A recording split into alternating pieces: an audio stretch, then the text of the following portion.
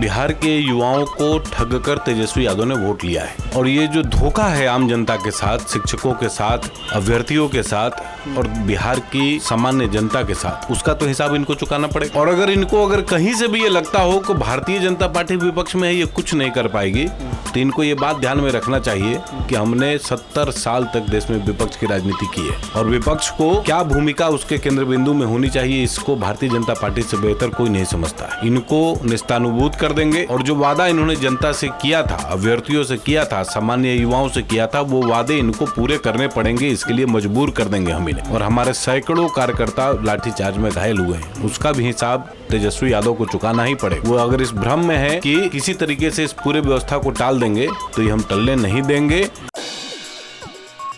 आज से यानी कि 24 तारीख से 9 तारीख तक भाजपा हस्ताक्षर अभियान जो है वो चला रही है। अब ऐसे में जो 13 जुलाई को जो बर्बरतापूर्ण लाठीचार्ज हुआ वो तो मैटर जो है वो मामला है, तो वो तो है ही, लेकिन इसके साथ 10 लाख रोजगार, नियोजित शिक्षक का जो मामला है वो सभी लोगों को ये बूथ स्तर से लेके केंद्र जो है जिला मंडल तक लोग से अवगत कराएंगे। नमस्कार, आप बिहार संवाददाता देख रहे हैं, मैं हूं आपके साथ आशुतोष उपाध्याय। संतोष जी हमारे साथ है, प्रदेश प्रवक्ता हैं। संतोष जी, नियोजित शिक्षकों को लेकर कहाँ तक इसमें भूमिका रहने वाली है? देखिए, बिहार के युवाओं को ठग कर तेजस्वी यादव ने वोट लिया है और ये जो धोखा है आम जनता के साथ, शिक्षकों के साथ, अभ्यर्थियों के साथ और बिहार की सामान्य जनता के साथ, उसका तो हिसाब इनको चुकाना पड़ेगा। और अगर कहीं से भी ये लगता हो कि भारतीय जनता पार्टी विपक्ष में है, ये कुछ नहीं कर पाएगी, तो इनको ये बात ध्यान में रखना चाहिए कि हमने 70 साल तक देश में विपक्ष की राजनीति की है और विपक्ष को क्या भूमिका उसके केंद्र बिंदु में होनी चाहिए, इसको भारतीय जनता पार्टी से बेहतर कोई नहीं समझता है।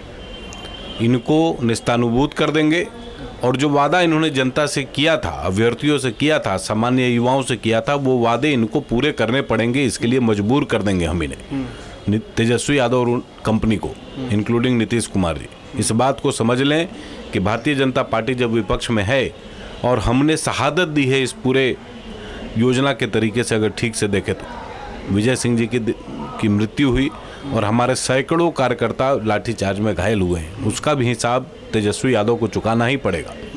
वो अगर इस भ्रम में है कि किसी तरीके से इस पूरे व्यवस्था को टाल देंगे, तो ये हम टलने नहीं देंगे। इसकी पूरी बात बिहार के हर एक जनता के सामने जाकर इस बात को हम लोग कहने वाले हैं। आज से इस प्रदर्शनी का शुरुआत हुआ है, धीरे धीरे करके इसको 9 अगस्त तक हम लोग बिहार के कोने कोने में इस कार्यक्रम को लेकर जाएंगे और लाठीचार्ज में जो लोग हताहत हुए हैं उनके बारे में बताएंगे, जिनकी मृत्यु हो गई उनके बाल बच्चों के बारे में बताएंगे और हर उस युवा को संकल्पवान बनाएंगे कि तेजस्वी यादव जी को, जो झूठ बोलकर सत्ता में बैठे हैं, ऐसे लोगों को सत्ता से बाहर करें। 13 तारीख की घटना होती है, उसके बाद से ये सारा आयोजन होता है, वो होता है, कहीं ना कहीं नींव उसकी वहीं पड़ चुकी थी 13 तारीख की घटना से। और अब आप देखेंगे कल किस प्रकार से श्रमजीवी एक्सप्रेस को रोक दिया गया, ट्रेन को। पप्पू यादव भी उसमें शामिल थे। अब आप लोगों पे लाठीचार्ज होता है, जबकि आपने ना तो बस रोका था ना तो ट्रेन रोका था। और कोई इंसान अगर ट्रेन रोक देता है उस पर कुछ नहीं होता है, सिर्फ पप्पू यादव महागठबंधन के टट्टू हैं। पप्पू यादव जी तो खुद ही रो रहे हैं कि महागठबंधन में इतना करने के बाद भी हमको क्यों नहीं बुलाया जा रहा है। सेक्युलरिज्म का ढोल हम पिटिए रहे हैं, यादववाद का ढोल पिटिए रहे हैं और जितना प्रकार का लठैती होता है, सब प्रकार के लठैती का ढोल, माने पप्पू यादव तो उसके पुराने किरदार हैं और हर प्रकार के किरदार को स्वयं पप्पू यादव ने निभाया है। तो आज एक प्रकार से कहिए तो हमदर्दी होगी पप्पू यादव से। यही पप्पू यादव थे ना जिनको नीतीश कुमार जी ने 40 दिनों तक जेल की यात्रा कराई थी, जब पप्पू यादव जी ने राजीव प्रताप रूढ़ी जी के पर झूठा आरोप लगाया था, एम्बुलेंस वाला। तो आज उस पप्पू यादव से किस प्रकार की सहानुभूति है नीतीश कुमार जी, इसको स्पष्ट कर दें। क्योंकि भारतीय जनता पार्टी तो ये मानती है कि नीतीश कुमार सत्ता में सिर्फ इसलिए बैठे हैं क्योंकि राजद को मजबूत बनाना है और उनका अब आज के समय में नीतीश कुमार जी का कोई दूसरा लक्ष्य नहीं है। जिन वर्गों ने नीतीश कुमार को इतने वर्षों तक नेता बना के रखा, पिछड़े, अति पिछड़े, दलित, महादलित, सवर्ण, सभी समाज के लोगों को धोखा देकर आज नीतीश कुमार जी लालू यादव के गोद में बैठे हैं और आज बिहार उसी जंगल राज के दौर में वापस जा रहा है जिस दौर को लालू यादव जी ने बिहार में स्थापित किया था। और इसके कई उदाहरण हैं। आपको याद नहीं होगा, आपकी उम्र थोड़ी छोटी है, हम लोगों ने थोड़ा बहुत उसका दौर वो देखा है जब यहीं पर ये हड़ताली मोड़ हुआ करता था और यहाँ पर साल के 365 दिन शिक्षक लोग अपने सैलरी के लिए और वेतन के लिए धरना देते रहते थे। वो दौर भी बिहार ने देखा है। हत्याएं, लूट, अपराध, भ्रष्टाचार, इसका गंगा बहता था लालू यादव जी के समय में। वो गंगा पुनः बिहार में प्रवाहित होने लगी है। 1700 करोड़ रुपए का पुल बह जाता है। लोगों के आंदोलन में पहुंचते हैं, नियोजित शिक्षकों के आंदोलन में भी वो पहुंचते हैं। नहीं, पप्पू यादव, मैं तो कह रहा हूँ महागठबंधन के टट्टू हैं। उनको जो समझ में आता है वो करते हैं। उनको बहुत कोई सीरियसली नहीं लेता।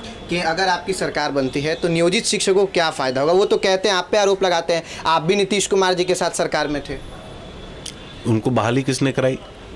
किसके शासनकाल में बहाली हुई? नहीं समझ रहे हैं तो ये अब कैसे कोई समझा सकता है? हाँ। जो सच्चाई है तो उनको मालूम है ना। उनकी बहाली ही हमारे शासन में हुई। जब हम लोग पहली बार सत्ता में आए 2005 में, तो सभी नियोजित शिक्षकों को क्रमवार तरीके से शामिल कराया गया। नौकरी दी गई सभी को। उसके बाद एक क्रम में उनका वेतनमान बढ़ाया गया। और इन सभी प्रक्रियाओं में भारतीय जनता पार्टी शामिल नहीं थी क्या सरकार में? सब में हम शामिल थे। और आज जो उनके साथ नीतीश कुमार जी और तेजस्वी यादव धोखा देने का प्रयास कर रहे हैं, तो वो एक बात उनको समझ में आ गई है कि भारतीय जनता पार्टी ही उनकी वास्तविक हिमायती थी। एक ही व्यक्ति को कई बार एक ही परीक्षा देने के लिए गुमराह किया जा रहा है, बाधित किया जा रहा है। हाँ, बार बार क्यों?